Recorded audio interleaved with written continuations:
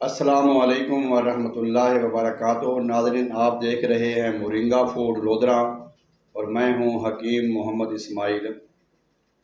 بے شمار بیماریاں ایسی ہیں جن کا علاج نہیں ہوتا، یا بے شمار دوائیاں ایسی ہیں جن سے بیماری ختم نہیں ہوتی۔ اصل میں ہمیں غور و فکر کرنا چاہیے۔ ہمارے جسم کے اندر ایسی بے شمار بیماریاں ہیں جو ہم خود اس کو ختم کرنا نہیں چاہتے، یعنی کہ اس میں جو سر فہرست جو بیماری ہے وہ رزق ہے۔ ہمارا رزق جب تک ہمارا رزق حلال ہے، ہمیں شفا سے کوئی چیز نہیں روک سکتی۔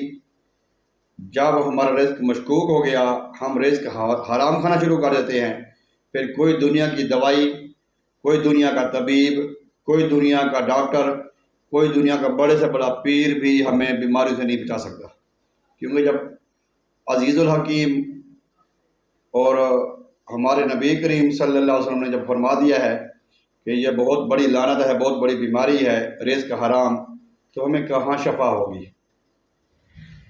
علامہ اقبال رحمۃ اللہ کا شعر بھی ہے کہ آئے تیر لاہوتی، اس رزق سے موت اچھی، جس رزق سے آتی ہو پرواز میں کوتاہی۔ ہمارے بزرگ بھی فرماتے ہیں کہ روزی جب تک پاک رہی، اقوال و افعال پاک رہے، عزت رہی، عظمت رہی، احترام رہا، اکرام رہا۔ رزق جب مشکوک ہوا، حلال و حرام کی تمیز اٹھی، ہر شے رخصت ہو گئی۔ شفا ہمارے پاس نہیں ہے، سکون ہمارے پاس نہیں ہے۔ میڈیسن کی فیکٹریاں دن رات میڈیسن بنا رہی ہیں، 24 گھنٹے ہاسپٹل چل رہے ہیں، مریض پھر بھی ٹھیک نہیں ہو رہے۔ اصل میں ہمیں آج اس پہ غور و فکر کرنا پڑے گا کہ اگر ہم ابدی شفا چاہتے ہیں، ہمیشہ والی شفا چاہتے ہیں، تو ہمیں کم از کم اپنا رزق پاکیزہ بنانا پڑے گا۔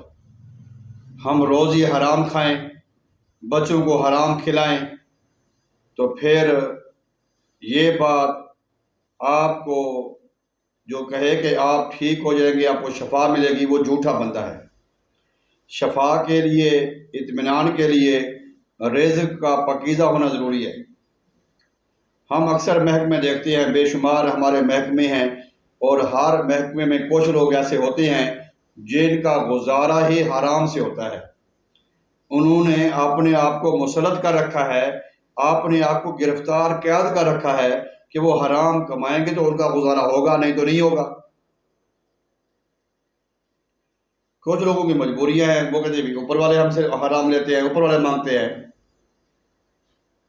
سمجھ نہیں آتی کہ کنٹرول کیوں نہیں ہو رہا، جب اللہ تعالیٰ نے فرما دیا ہے کہ رزق حرام سے بچو، پاکیزہ رزق کھاؤ، حلال رزق کھاؤ۔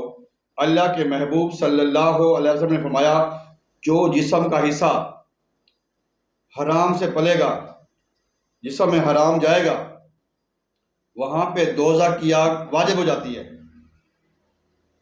بڑے سے بڑا جنازہ مولوی، بڑے سے بڑا پیر فقیر بھی جنازہ پڑھائے، لیکن فرمان مصطفیٰ حق ہے، کبھی غلط نہیں ہو سکتا۔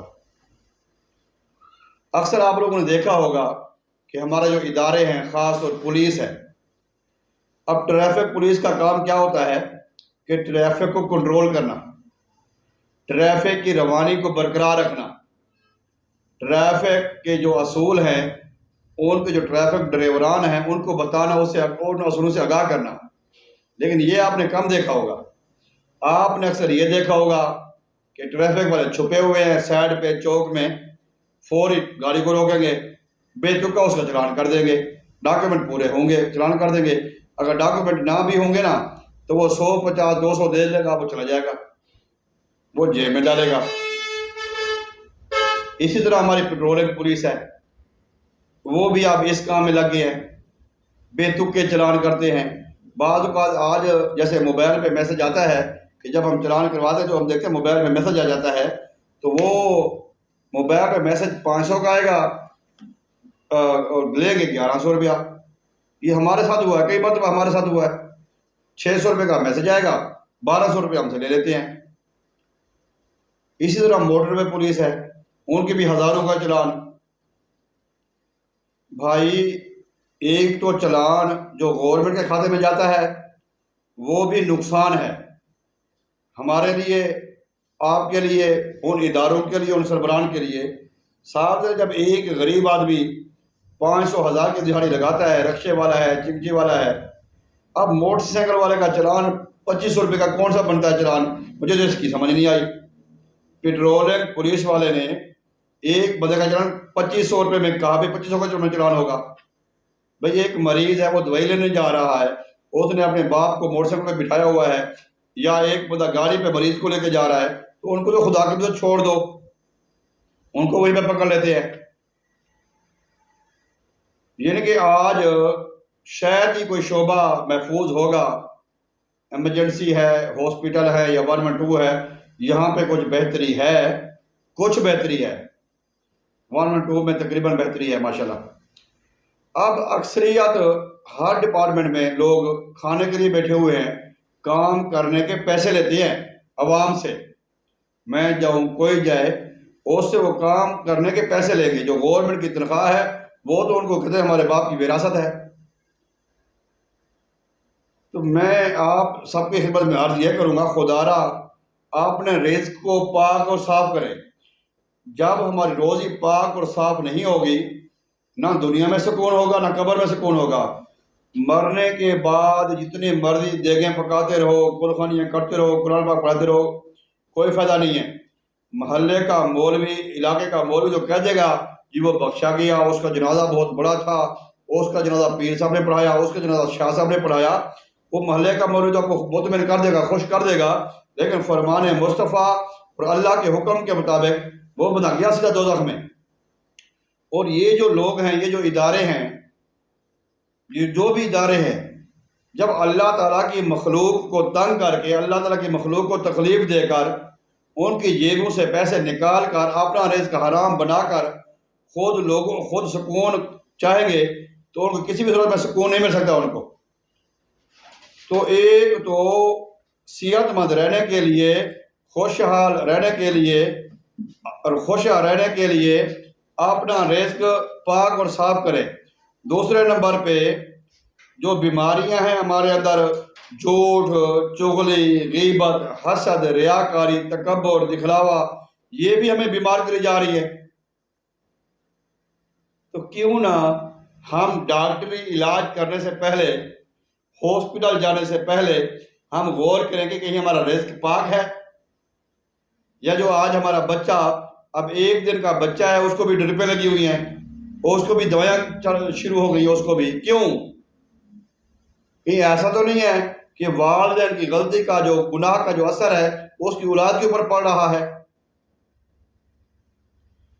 پولیس کے محکمے ہوں، جتنے بھی پولیس کے محکمے ہیں، پیٹرولنگ پولیس ہے، موٹر وے پولیس ہے، پنجاب پولیس ہے، سارے کوشش کریں، وابڈا والے ہیں، عدالتوں والے ہیں، جو بھی ادارے ہیں، خدا را جو ان کے اہلکار ہیں، رزق حلال کھائیں۔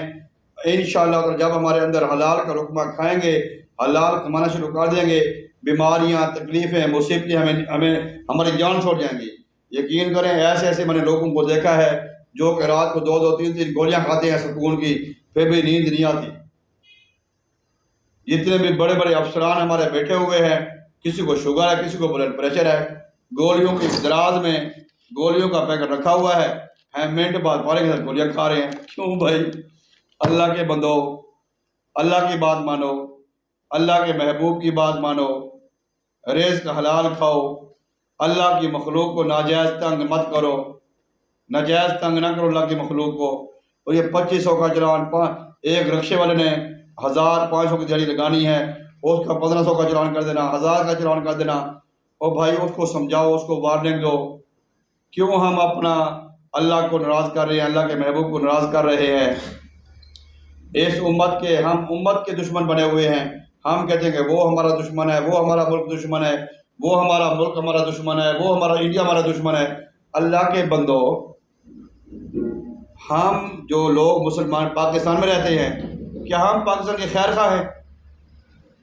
جو سرکاری افسر ہے، جو لائن مین ہے، جو وابڈا کا ملازم ہے، جو میٹر ریڈ کر رہا ہے، جو پولیس والا ناکے پہ کھڑا ہوا ہے، کیا وہ یہ سوچے کہ وہ پاکستانی کو خیر خواہ ہے؟ اسرائیل ہمارا دشمن ہے، یا جو انڈیا ہمارا کوئی بیرونی ملک جو بھی ہمارے دشمن ہیں، تو بھئی ہم کون سے اپنے سجن ہیں اپنے ملک کے؟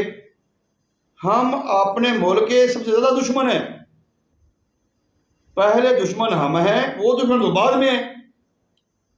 تو ہم اپنے ملک سے محبت کریں، اپنے ملک سے وفا کریں، رزق حلال کھائیں، اللہ کی مخلوق کو، اللہ کی حبیب کو، امت کو ناجائز تنگ نہ کریں، ان کی دعائیں لیں، بد دعائیں نہ لیں.